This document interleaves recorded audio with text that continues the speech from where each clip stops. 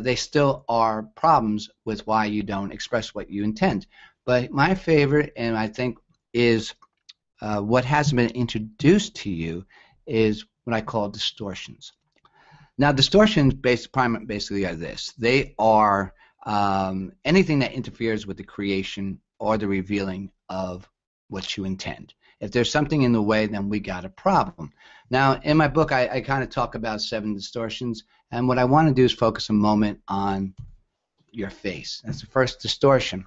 Now, your face, well, it's going wherever you go. So it's important to understand what your face is saying to others at any given moment. Some people's faces talk a little, some people's faces talk a lot, and some people's faces don't shut up.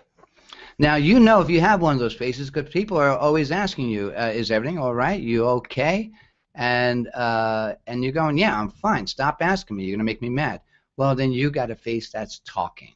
Let's take a look at a photo here. Look at these 3 people. Can you spot any emotions on their face? And you know, if you're online, you're by the chat. What do you get?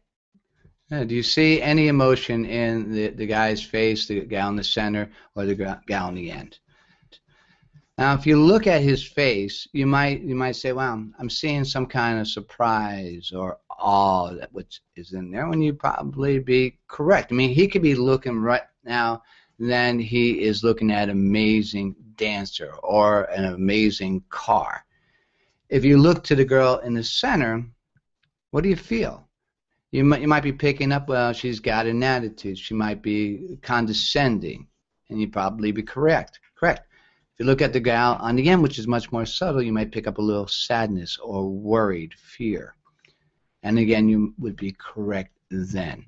But how about if I told you this, that not one of these actors were actually feeling anything. They were just sitting in my studio and listening to me talk, and I took each one of their pictures. And showing them, they couldn't believe what they saw. That immediately they go, "Whoa, it looks like I'm this or that." The girl in the center, she was coming. I don't know why people think that I'm, I use the word bitch. Well, it's pretty obvious that she is very condescending. But each one of these can be a character.